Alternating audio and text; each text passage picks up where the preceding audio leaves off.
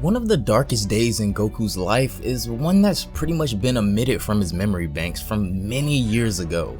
Programmed to be a savage warrior from birth, Goku was sent off to Earth by his parents to avoid the extinction of the Saiyans at the hands of Frieza. Sending Goku to a planet with high quality resources and low battle power seemed like the perfect place for a lone Saiyan baby to grow up and conquer one day, but upon arrival, things immediately shifted course for Goku. During his crash landing, Goku hit his head pretty hard, and that was pretty much the end of any Saiyan instincts that were born into him, and that's when an elderly martial artist named Gohan found him. We all know the story of how Goku was brought up under Grandpa Gohan, who had taken him in, but eventually, an unfortunate event took place that resulted in the death of Grandpa Gohan, leaving Goku by himself until Bulma and Master Roshi came along, and the rest is history. Being the one beacon of hope the Z-Fighters and everyone else pretty much can always rely on, Goku time and time again saved the universe when, in a lot of instances, you could even say he wasn't supposed to win. But what of the darker, evil side of Goku that was suppressed away at birth? What of that night that probably changed Goku's life forever when Grandpa Gohan was murdered, leaving him without the one person who would adopt a strange baby with a tail lost in the woods? If Goku never hit his head, the entire series of events in Dragon Ball would have taken place quite differently, and it all starts when he's first discovered. Grandpa Gohan's kindness and compassion, you could say, is the leading factor in what got him killed, but in the same instance, he may be looked at as the person responsible for saving the universe for ages to come by discovering this baby in the woods. But in this story, in Dragon Ball Multiverse, Goku's path is a much different and much darker one than we know. If you guys want to check out Dragon Ball Multiverse for yourselves, the link to the original story will be down in the description box below, so be sure to go check it out. Also, before the video gets started, be sure to hit that notification bell down below to never miss an upload, and if you're enjoying the Dragon Ball content, consider leaving a like as well. Also, don't forget to follow me on both Twitch and Twitter to stay up to date with me and all Dragon Ball related content. But without further ado, I got swords on my back, set my right back. Ninjas with me, niggas, throwing stars at these bitches. Eating ramen noodles in the hood with my niggas. The following takes place in Universe 13 on planet Earth. The first thing we see is the crash landing of a Saiyan pod, familiarly enough, that's already fell open, and all that's left inside is armor. A trail of destruction is seen through the woods, as well as wailing being heard, accompanied with a voice begging for the boy to calm down and that they don't mean him any harm. In the next panel, baby Goku is attacking Grandpa Gohan as we see him flailing and punching him in the face, but the old man is finally able to subdue the baby. Even through his temper tantrum, Gohan is able to see the good in this strange child he's found as he shows compassion to the abandoned baby, although he's still surprised at his violence. He takes him back to his house, although on the way acknowledging that it sure is lucky that he's the one that found him, being with how strong the baby is, he could have easily killed somebody. During their time together, Gohan finds that raising Goku is quite a bit more complicated than he thought it'd be, but he's doing his honest best. At one point, we see him writing a letter to Master Roshi, to which he tells him that he's adopted a very strange infant that was endowed with some sort of monkey tail.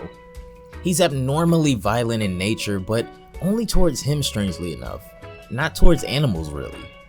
On top of that, his recklessness is something to be wary of, as he recalls that Goku almost fell to his death off of a cliff after trying to attack Gohan again, but even so, he's very smart as well. Though the child seems to be no older than a year maybe, he understands everything Gohan tells him, and his first chilling words were, "Kill humans."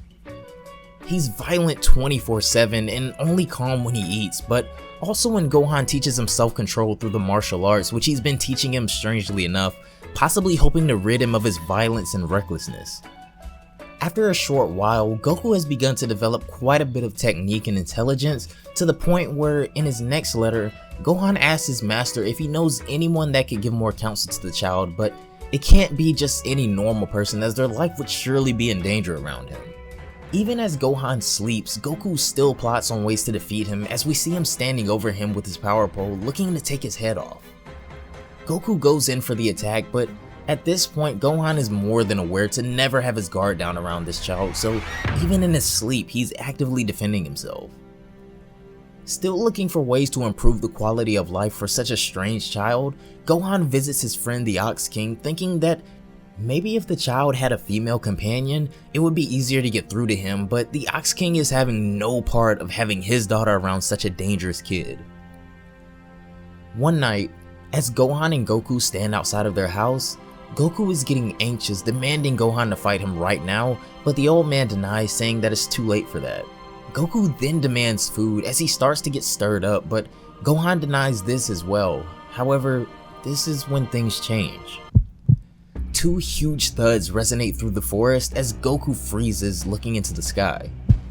As the thuds get faster and faster and louder, Gohan begins to become alarmed as he realizes that these sounds are coming from Goku's heart beating so fast, but unbeknownst to him, the presence of the full moon has completely consumed Goku. As Goku begins to change, Gohan steps back in fear as the young Saiyan transforms into a great ape from gazing at the full moon behind them. The recklessness and violence of the young Saiyan has been multiplied along with his size and strength as Gohan stumbles backwards in fear, barely believing what he's seeing right now. Goku attempts to squash him, but the old man is able to avoid the attack. He then runs back towards the house in order to get the power pole, that way he'll be able to at least land an attack, but before he's able to reach it, Goku pounces and destroys their entire home in a fit of rage. Gohan, desperate how to stop the boy now, racks his brain at the near impossible scenarios presenting themselves, but then he remembers the tale and a plan starts to formulate. He lifts up a huge rock nearby and chucks it at the great ape, knocking him in the head. Gohan then throws a wooden slab, smacking Goku in the eye as Gohan is seen going through the hands of one of Goku's old favorite games, rock, paper, scissors, and lastly, he charges the great ape with a giant blade symbolizing scissors, but the Saiyan baby easily smacks him out of the sky, and what happens next is devastating as Gohan lay incapacitated on the ground with Goku, the baby he found in the woods, took in and nurtured up to this point, crushing him beneath his foot. Goku shows absolutely no remorse in killing his grandfather as he raises his hand in celebration, saying that he's won, with his final words being the same chilling statement Gohan mentioned in his letter: kill humans. It's been years since Goku landed on Earth and the death of Gohan, but in this universe, Goku never hit his head when he arrived, thus his Saiyan instincts and pre-programming to take over this planet never left him. The inhabitants of the planet have dropped significantly from being filled with humans, humanoid beings, plants, and animals alike, to a scarce population of a few animals left due to Goku's bloodthirst and violent temperament. As the last being left, Goku sits idly by in the middle of a wasteland, but it's pretty obvious that the rest of the Earth looks like this too after years of Goku's destruction, but with a life full of killing and no interaction with friends or loved ones, Goku, who he once knew as a symbol of protection and hope, has lost his entire mind amongst his isolation, with the only people he's able to talk to now being the rocks around him, playing with them as if they were action figures or something. This is no longer Goku, as not only is he a cold-blooded murderer, but he's also so far off the deep end that that's all he can think about. But in the same breath, seeing Goku like this is heartbreaking, being all alone on planet Earth after murdering those who would have become his friends and family. But if Goku never hit his head, this is possibly how things would have turned out, with Goku wiping out the entire planet and awaiting the arrival of those who will never come because of the extinction by Frieza, leaving Goku to rot by himself for the rest of his life on a desolate planet.